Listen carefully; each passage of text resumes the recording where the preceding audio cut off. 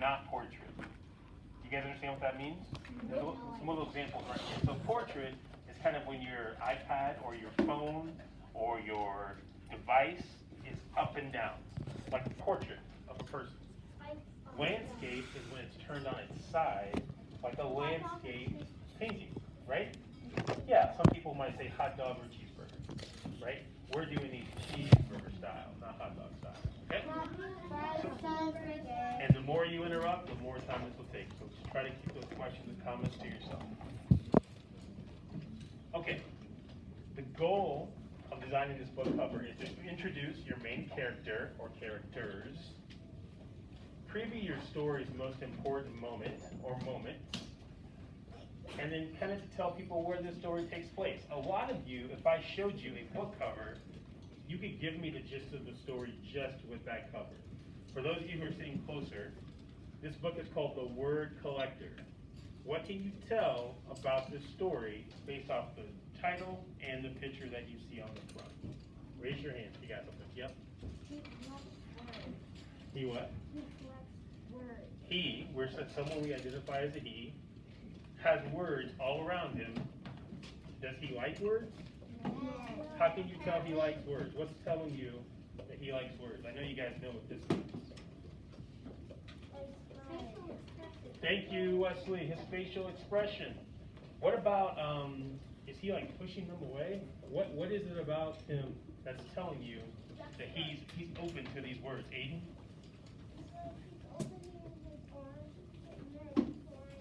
And what's that called? Thank you, Aiden. I didn't know you could throw your voice to those multiple locations. But yes, his gesture is saying, yes, give me all the words. I want the words, okay? He is a word collector. And this is a very simple cover. It has just the one person, just the subject, just the title, some words floating around, and you have like the author's little note, okay? So really simple things here can be very effective.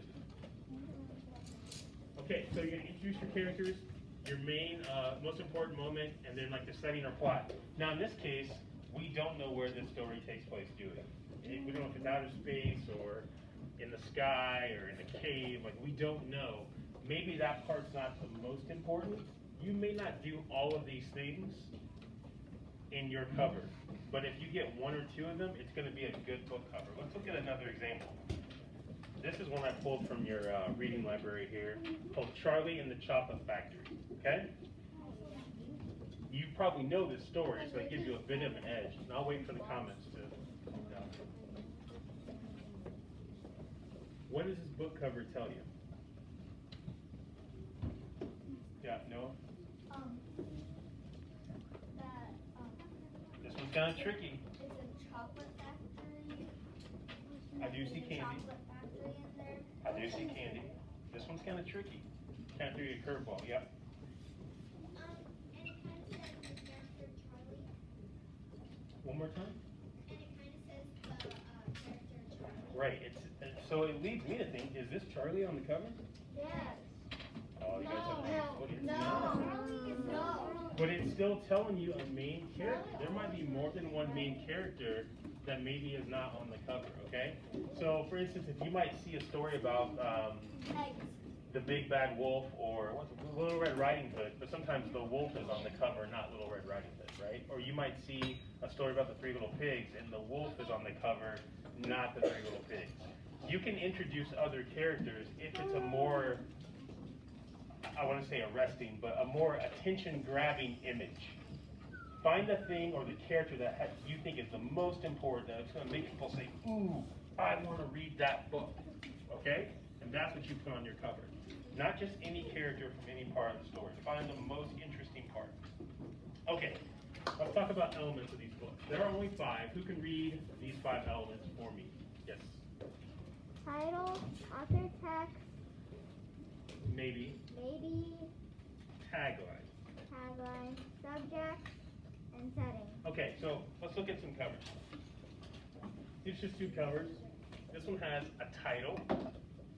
It has like the author and the illustrator's names. So if you're writing your story and you're drawing your story, it's going to say written and illustrated by, and it's going to say your name. Okay?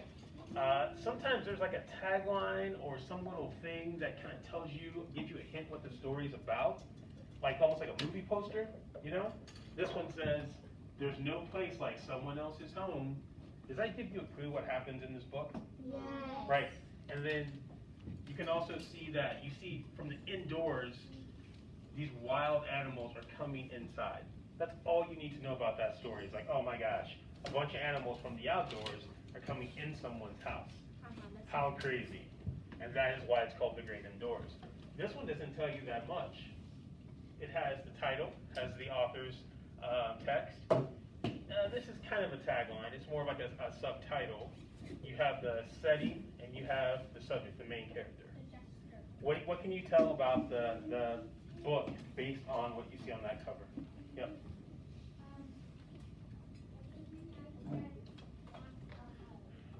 You think that T-Rex maybe wants to hug? It does have its little arms out, right?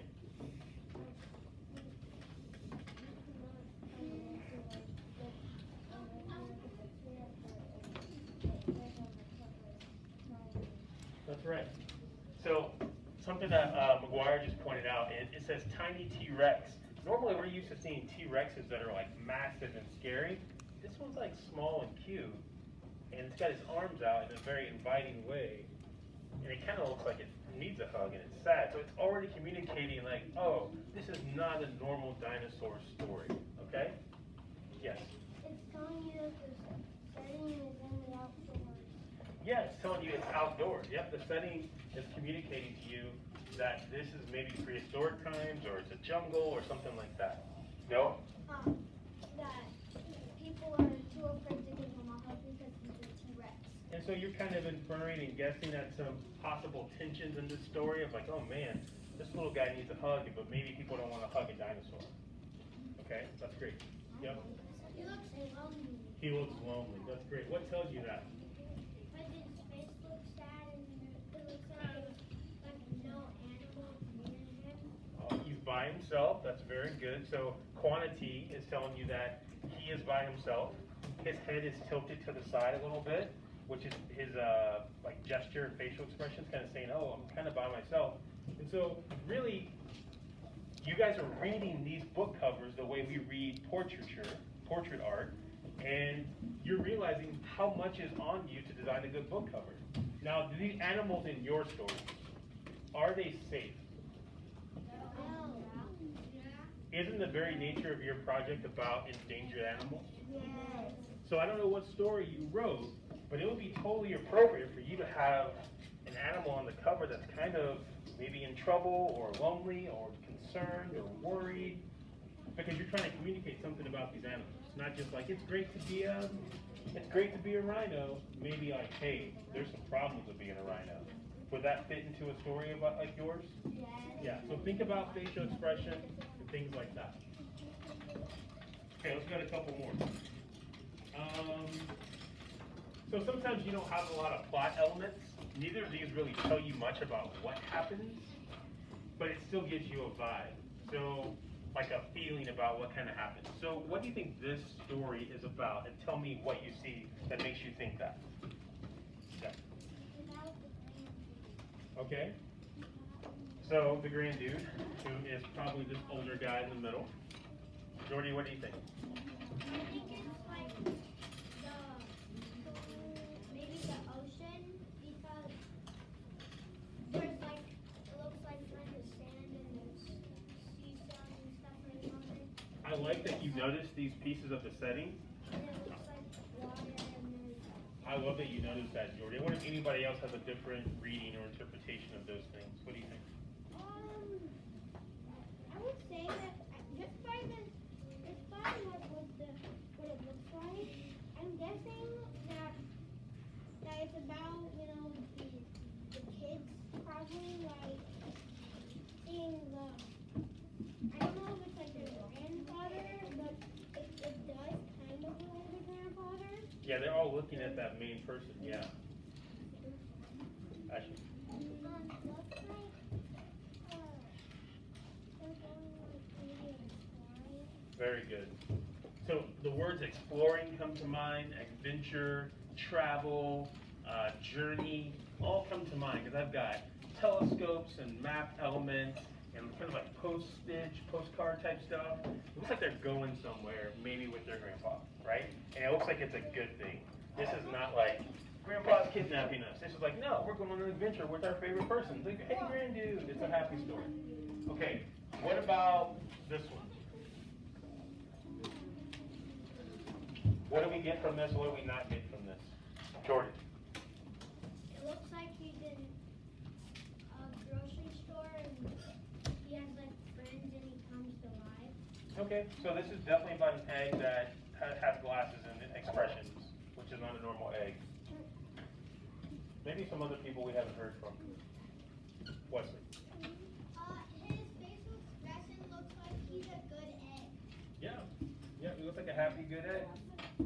Anybody else? It looks like the top it says Tributaries of the Bad Seed. It looks like they're trying to promote another book they want their people to see. Very good. And so, as much as you guys might gloss over that, that communicates a lot. I remember when I first saw that this book was even coming out, I'm like, ooh, we love the Bad Seed. We'll like this one too. And so, I don't know if you guys have previous work that you can clue in on your book cover, but if you did, you could say from the author of and like mention something else you've done this year. That's totally a fair game. Or something you did last year even.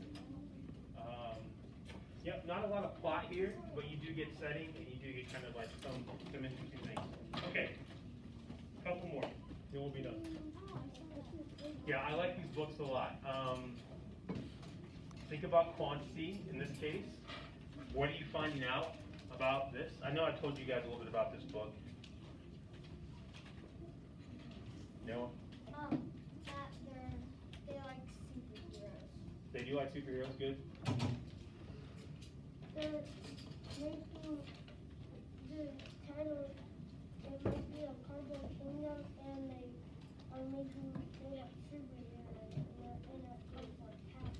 Yeah, so maybe it's about imagination, maybe it's about making stuff yourself. You can tell that it's not like real swords and real castles, that's like, these kids have made these things up. It's about imagination, okay?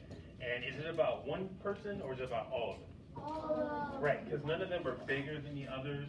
Yes, there's one in the center, but it's like a group thing. It's like a band or a community of kids, okay? Something I want to talk about on this slide, and we can look at the other ones too. What about the words and how they're drawn or illustrated? Where do those types of things come from? Anybody know what the word is for when letters are done in a special way? What's that called?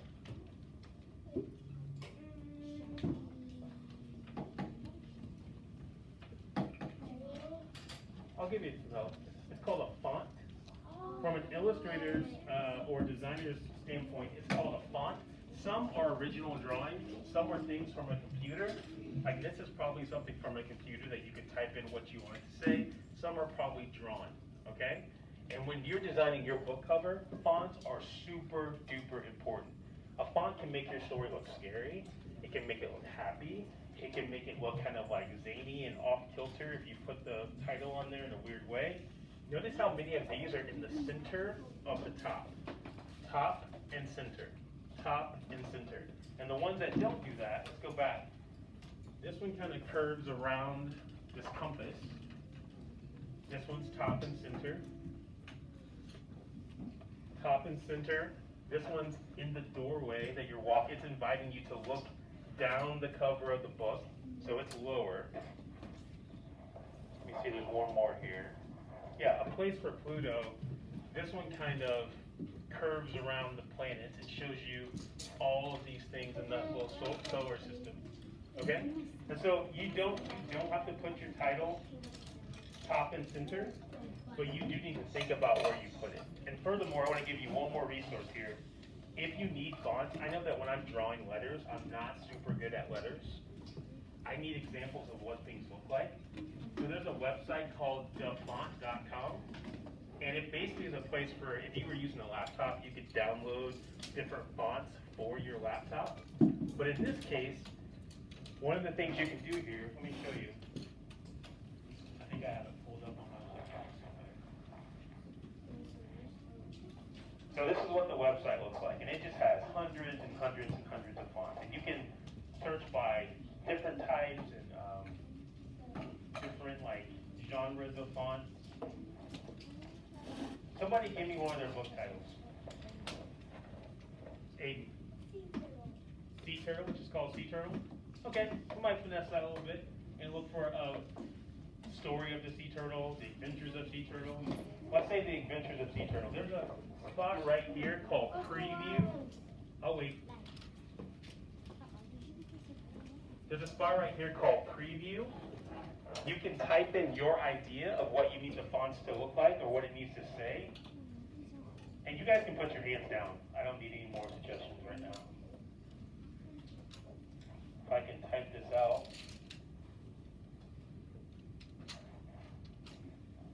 Small. What it's going to do, it's going to preview what all these different fonts look like with that title. So that then if you say, you know what, I really like these bubble letters, you can look at this and either copy this, you can look at it and draw it in that style. If you were working digitally, you could screenshot just that portion and bring it into Sketches and copy that. That way you don't have to create fonts and designs out of thin air. You can have some help with different types of letters, okay? So remember that site called dafont.com, okay?